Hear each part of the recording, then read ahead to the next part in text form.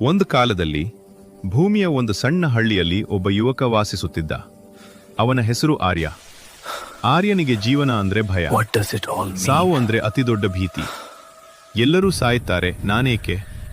ಈ ಪ್ರಶ್ನೆ ಅವನ ಮನಸ್ಸನ್ನು ದಿನವೂ ಕಾಡುತ್ತಿತ್ತು. ಒಂದು ರಾತ್ರಿ ಗಾಢ ತಪಸ್ಸಿನಲ್ಲಿ ಆರ್ಯ ದೇವರನ್ನು ಬೇಡಿಕೊಂಡ. ದೇವರೇ, ನನಗೆ ಸಾವು ಬರದ ವರ ಕೊಡಿ. ಎಷ್ಟು ಕಾಲ ಬೇಕಾದರೂ ನಾನು ಬದುಕಬೇಕು. ದೇವರು ಪ್ರತ್ಯಕ್ಷನಾದರು.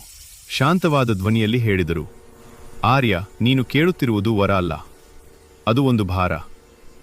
ಆರ್ಯ ನಗುತ್ತಾ ಹೇಳಿದ, ನನಗೆ ಆ ಭಾರವೇ ಬೇಕು ದೇವರೇ. ದೇವರು ಕ್ಷಣಕಾಲ ಮೌನದಿಂದ ನಿಂತು, ಸರಿ, ನಿನಗೆ ಸಾವು ಬರುವುದಿಲ್ಲ ಎಂದು ವರ ನೀಡಿದರು.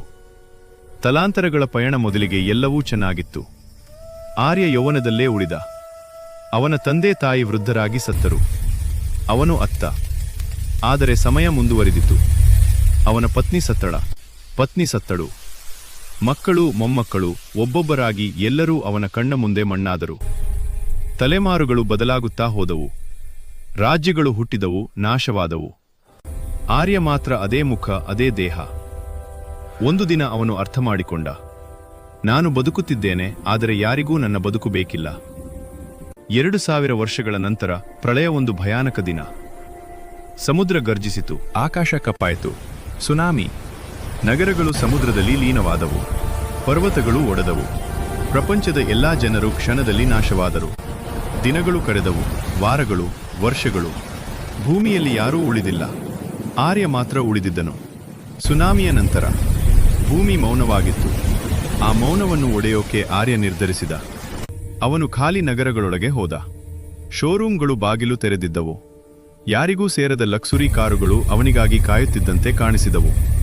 ಒಂದು ದಿನ ಅವನು ಕಪ್ಪು ಬಣ್ಣದ ಸ್ಪೋರ್ಟ್ಸ್ ಕಾರಿನಲ್ಲಿ ಕುಳಿತ. ಎಂಜಿನ್ ಸ್ಟಾರ್ಟ್ ಮಾಡಿದಾಗ ಮೌನದ ಲೋಕದಲ್ಲಿ ಆ ಶಬ್ದವೇ ಭಯಾನಕವಾಗಿ ಕೇಳಿಸಿತು. Bugatti, Lamborghini, rolls Royce. ಒಂದೊಂದಾಗಿ ಎಲ್ಲ ಕಾರುಗಳನ್ನೂ ತೆಗೆದುಕೊಂಡ. ಹೈವೇಗಳಲ್ಲಿ ವೇಗವಾಗಿ ಓಡಿಸಿದ. ನಗರದಿಂದ ನಗರಕ್ಕೆ, ದೇಶದಿಂದ ದೇಶಕ್ಕೆ. ಪ್ರತಿ ಹಳ್ಳಿಗೆ ಹೋದಾಗ ಅವನು ಕೂಗುತ್ತಿದ್ದ, ಯಾರಾದರೂ ಇದ್ದೀರಾ? ಮೈಕ್ ಹಾಕಿಕೊಂಡು ಸ್ಟೇಡಿಯಂಗಳಲ್ಲಿ ನಿಂತು ಕೂಗಿದ.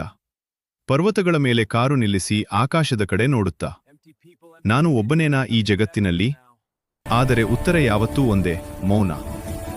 ಐಶ್ವರ್ಯಕ್ಕೆ ಸೋತ ಆಸೆ. ಕೆಲದಿನ ಅವನಿಗೆ ಖುಷಿಯಾಯಿತು. ವೇಗ, ಶಕ್ತಿ, ಐಶ್ವರ್ಯ ಎಲ್ಲವೂ ಅವನ ಕಾಲಿನ ಕೆಳಗೆ ಇತ್ತು. ಆದರೆ ಒಂದು ರಾತ್ರಿ ರಸ್ತೆಯ ಮಧ್ಯೆ ಕಾರು ನಿಲ್ಲಿಸಿ ಅವನು ಕಣ್ಣೀರಿಟ್ಟ. ಇಷ್ಟು ದುಬಾರಿ ಕಾರುಗಳು ಇದ್ದರೂ ನನ್ನ ಜೊತೆ ಮಾತನಾಡೋ ಒಬ್ಬ ಮನುಷ್ಯನಿಲ್ವಲ್ಲ. ಅವನು ಅರ್ಥ ಮಾಡಿಕೊಂಡ, ಐಶ್ವರ್ಯ ಮನಸ್ಸನ್ನು ತುಂಬುವುದಿಲ್ಲ. ಜನ ಇಲ್ಲದ ಲೋಕದಲ್ಲಿ ರಾಜನಿಗೂ ಅರ್ಥವಿಲ್ಲ. ಅವನು ಕಾರುಗಳನ್ನು ಹಾಗೇ ಬಿಟ್ಟುಬಿಟ್ಟ. ಇನ್ನು ವೇಗ ಅವನಿಗೆ ಸಂತೋಷ ಕೊಡಲಿಲ್ಲ. ಪ್ರತಿ ರಸ್ತೆ ಅವನಿಗೆ ಒಂದೇ ತರ ಕಾಣಿಸಿತು. ಪ್ರತಿ ನಗರ ಸಮಾಧಿಯಂತೆ ತೋರಿತು. ಆ ದಿನದಿಂದ ಅವನ ಮನಸ್ಸಿನಲ್ಲಿ ಒಂದು ಪ್ರಶ್ನೆ, ನಾನು ಬದುಕಿದ್ದು ಏಕೆ? 300 ವರ್ಷಗಳ ನಂತರ ಭೂಮಿಯ ಅಂತೆ ಸೂರ್ಯ ಕೋಪಗೊಂಡಂತೆ ಹೊಳೆಯತೊಡಗಿದ. ಭೂಮಿ ಬಿರುಕು ಬಿಟ್ಟಿತು. ಆಮ್ಲಜನಕ ಕಡಿಮೆಯಾಯಿತು. ಒಂದು ದಿನ ಭೂಮಿಯೇ ಸ್ಫೋಟಗೊಂಡಿತು. ಆರ್ಯ ಮಾತ್ರ ಅಂತರಿಕ್ಷದಲ್ಲಿ ತೇಲುತ್ತಾ ಉಳಿದ. ಅವನಿಗೆ ಉಸಿರಾಡಲು ಕಷ್ಟವಾಗಲಿಲ್ಲ. ಹಸಿವು ಇಲ್ಲ, ನಿದ್ರೆ ಇಲ್ಲ, ಕೇವಲ ಅನಂತಕಾಲ. ಅವನು ಅತ್ತು ಕೂಗಿದ, ಆದರೆ ಯಾವುದೇ ಪ್ರತಿಕ್ರಿಯೆ ಇಲ್ಲ. ಆದರೆ ಸಾವು ಅವನಿಗೆ ಶತ್ರುವಾಗಿ ನಿಂತಿತ್ತು. ಅಂತಿಮ ಅರಿವು ಅನೇಕ ವರ್ಷಗಳ ನಂತರ. ಅವನ ಮನಸ್ಸು ಶಾಂತವಾಯಿತು. ಅವನು ಅಳುತ್ತಾ ಹೇಳಿದ, ದೇವರು ನನಗೆ ಅಮರತ್ವ ಕೊಟ್ಟಿಲ್ಲ, ಅವರು ನನಗೆ ನರಕವನ್ನೇ ಕೊಟ್ಟಿದ್ದಾರೆ. ಅವನು ಕಣ್ಣು ಮುಚ್ಚಿ ಮಲಗಿದರು. 10 ಗಂಟೆಗಳ ನಂತರ ಮತ್ತೆ ಎಚ್ಚರವಾಗುತ್ತಿತ್ತು. ಕಾಲ ಸಾಗುತ್ತಲೇ ಇತ್ತು. ಆದರೆ ಅವನು ಇನ್ನೂ ಬದುಕುತ್ತಿದ್ದ. ಈ ಕತೆ ನಿಮ್ಗೆ ಇಷ್ಟವಾದರೆ ಮಾತ್ರ ಲೈಕ್ ಮಾಡಿ, ನಿಮ್ಮ ಅಭಿಪ್ರಾಯವನ್ನು ಕಾಮೆಂಟ್ಸ್ ಮುಖಾಂತರ ತಿಳಿಸಿ. ಹಾಗೆ MSV ಅನಿಮೇಷನ್ ಸ್ಟೋರಿ ಚಾನೆಲ್ ಅನ್ನು ಸಬ್ಸ್ಕ್ರೈಬ್ ಮಾಡೋದನ್ನ ಮಾತ್ರ ಮರೆಯಬೇಡಿ. ಶುಭವಾಗಲಿ.